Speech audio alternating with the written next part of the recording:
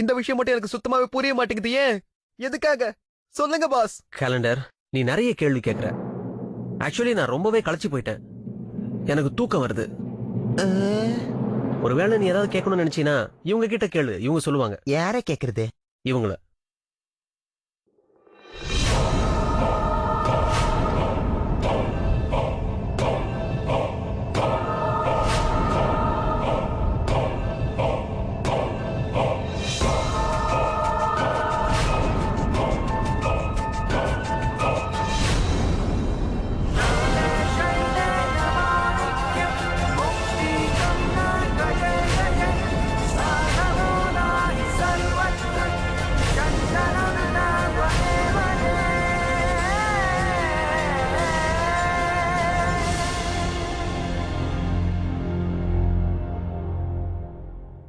இங்க டாக்டர்னு பார்த்தா நான் தான், ஆனா மூளையை சரியா பயன்படுத்தினது நீங்க தான்.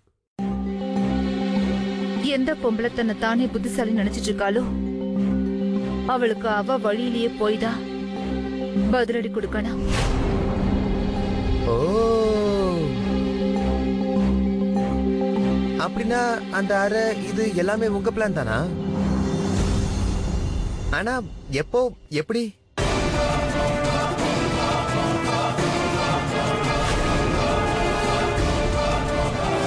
பாஸ், பாஸ், இதெல்லாம் என்ன நடந்துட்டு இருக்கு? விளையாட்டு. அந்த பயங்கரமான கண்ணு இருக்கிற பொம்பளை அவ தான் இந்த பரத்வாஜ் குடும்பத்தை ஆட்டி படைச்சுக்கிட்டு இருக்கா.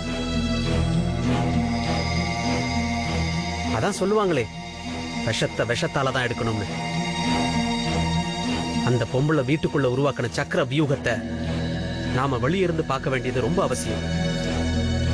அவளோட அடுத்த சூழ்ச்சி என்னவா இருக்குன்னு தெரிஞ்சுக்கிறதுக்காக தான் நானும் சீமாவும் சேர்ந்து இந்த பிளானை பண்ணோம். ஏன்னா அந்த பொம்பளைய பத்தின உண்மைய கண்டிப்பா நம்ம வெளியே கொண்டு வரணும். அப்படின்னா நீங்க ரோஹிணி மேல சந்தேகப்பட்டது? ஒருவேளை நீங்களும் அமரும் ஏதாவது காரணம் சொல்லி அந்த வீட்டை விட்டு போயிட்டீங்கன்னா அப்போ அந்த பொம்பளைக்கு சந்தேகம் வந்துடும். அதுக்காக தான் ஒரு ரோகிணி மேல சந்தேகப்பட்டு சித்தார்த்த கூட சண்டை போட்டாரு. அப்பதான் எல்லாரும் இதை நம்புவாங்க. அதாவது நீங்க 2 பேரும் சண்டை போட்டுதான் வீட்டை விட்டு வெளியில போயிருக்கீங்கன்னு. ஆனா இதெல்லாம் திடீர்னு நடந்துச்சு. நான் சஞ்சனாவை தூங்க வச்சுட்டு கீழே வந்தப்போ நாங்க அவளை பின்தொடர்ந்து போனோம். அண்ட் ட்ரஸ்ட் மீ, அவ முகத்துல இருந்த கன்ஃபியூஷன் அப்புறம் அந்த டென்ஷன் அது எதுவுமே பொய் இல்ல. நாங்க அங்க போனதுனால எங்களுக்கு ஏற்பட்ட டென்ஷன் அப்புறம் துக்கம் அதை நான் மட்டும் இல்ல, சீமாவும் உணர்ந்தாங்க.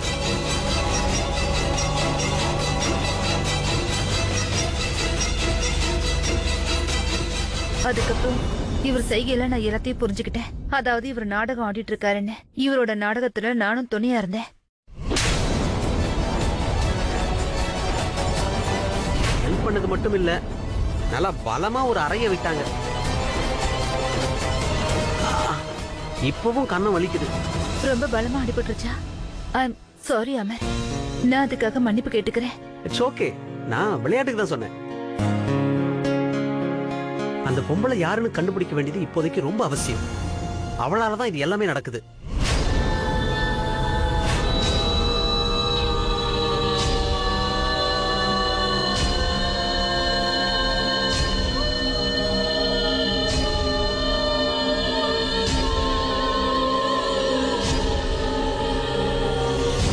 Mister Verma, don't worry. உங்களுக்கு கரெக்ட் டைமுக்கு ஆர்டர் வந்து சேரும்.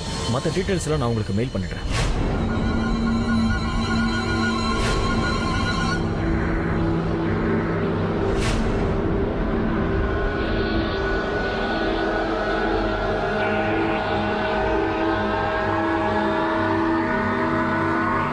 ஜானவி,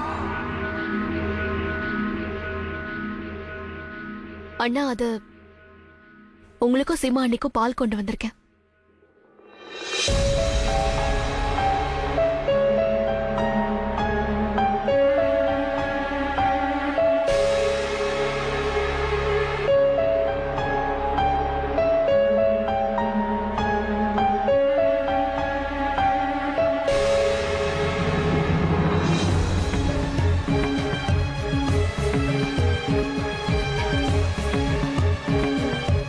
அண்ணா, இவளுக்கு இன்னும் கூட ஜுரம் அதிகமா இருக்கே. இப்பதான் டேப்லெட்ஸ் கொடுத்து படுக்க வச்சிருக்கேன். நாளைக்கு காலையிலயும் உடம்பு சரியில்லைன்னா டாக்டரை மறுபடியும் வர சொல்லி பார்க்கணும். நீங்க கவலைப்படாதீங்க. நான் கொஞ்ச நேரம் கழிச்சு வந்து மறுபடியும் ஃபீவர் செக் பண்றேன். ஓகே. சரி அண்ணா, நீங்க பால் மறக்காம குடிச்சிருங்க. அக்கா அக்கா மாமா, அக்கா எங்க? சீமா கீழே தான் இருப்பா. இல்ல, நான் கீழே பாத்துறேன், அவங்க இல்லையே. நல்லா பாத்தியா? ரோஹிணி அண்ணி, நீங்க அம்மாவோட ரூம்ல பாத்தீங்களா?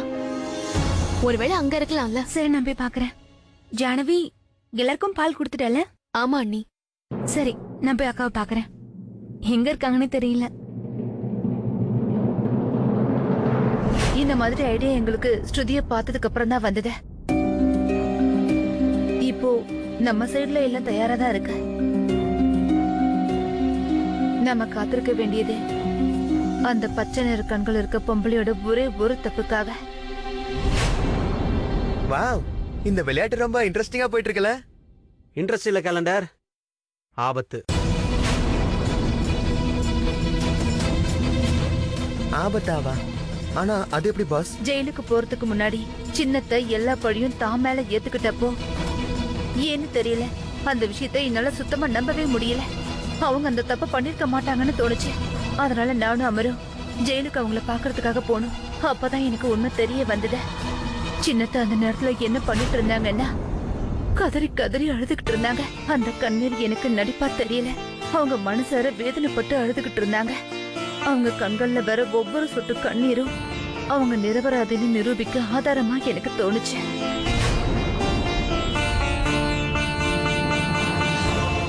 எப்பவுமே ஒருத்தங்க ஏதாவது நோக்கத்தோட ஒரு தப்பு பண்ணாங்கன்னா அவங்க பிடிப்பட்டதுக்கு அப்புறம் அவங்க கிட்ட எந்த ஒரு வருத்தமும் இல்ல துக்கமும் இருக்காத.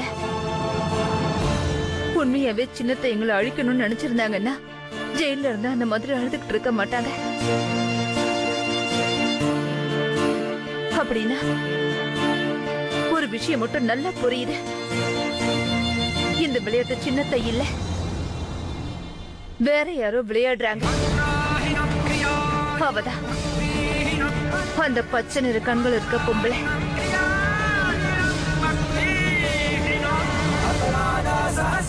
அப்புறம் சின்னத்தையே கட்டாயப்படுத்திருக்காங்க.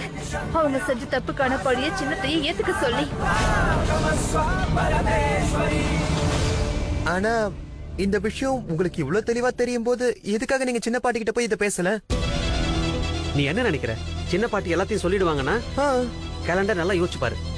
அந்த பயங்கர கண்ணு இருக்கிற பொம்பளை சின்ன பாட்டியை எவ்வளவு கட்டாயப்படுத்திருப்பா. அவளோட பழி எல்லாத்தையும் சின்ன பாட்டி ஏத்துக்கிட்டாங்க. ரொம்ப சரியா சொன்னீங்க. அப்புறம் இப்ப நம்ம ஒவ்வொரு அடியும் ரொம்ப பார்த்து நிதானமா தான் எடுத்து வைக்கணும். முக்கியமா யாருக்கும் எதுவுமே தெரியக்கூடாது. அதாவது நீங்க ரெண்டு பேரும் இன்னும் இந்த காலனியில தான் இருக்கீங்கன்னு. அதெல்லாம் சரிதான். ஆனா இப்ப நாங்க என்ன பண்றது? முதல் வேலை ஸ்ருதியை பத்தின உண்மையை தெரிஞ்சுக்கணும். எப்பவுமே நம்ம பார்வை அவன் மேல இருக்கும். ஒருவேளை இந்த ஸ்ருதி யாருன்னு தெரிஞ்சதுன்னா அப்புறம் இந்த பிரச்சனையில பாதி சிக்கல் தீர்ந்துடும். இதுதான் கரெக்ட். ரொம்பவே லேட் ஆயிடுச்சு, நான் கிளம்பி ஆகணும். இதுக்கு மேல எல்லாத்தையும் எதை எப்போ எப்படி பண்ணணும்னு நம்ம போன்ல டிஸ்கஸ் பண்ணிக்கலாம். ஓகே.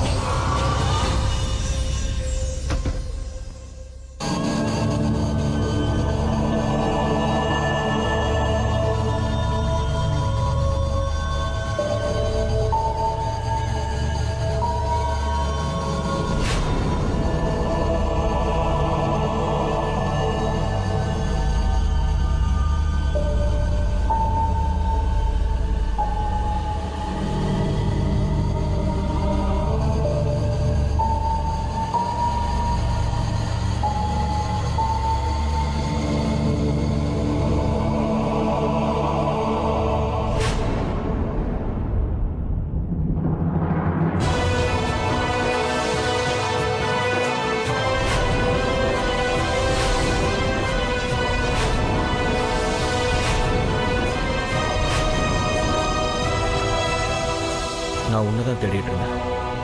நீ எங்க போயிருந்த?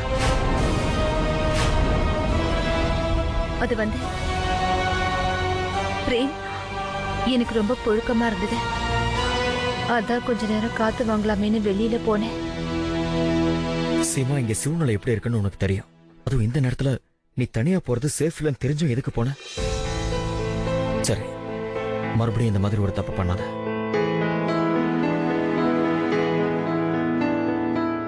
பிரேம், இப்போ நான் உங்ககிட்ட போய் சொல்லிட்டேன். அதுக்காக தயவு செஞ்சு என்ன மன்னிச்சிருங்க. ஆனா அந்த பொம்பளைய பிடிக்கணும்னா இந்த விஷயத்தை பத்தி நான் யார்கிட்டயும் எதுவும் சொல்லக்கூடாது. ஆனா ஒண்ணு, எனக்கு எல்லா உண்மையும் எப்ப தெரியுதோ அத முதல்ல நான் உங்ககிட்ட தான் சொல்லுவேன்.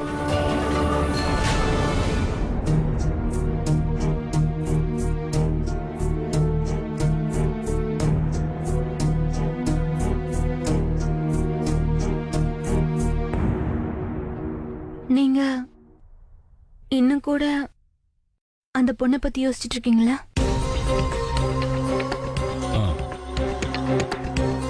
நான் அந்த துர்காவை பத்தி யோசிச்சுட்டு இருக்கேன்.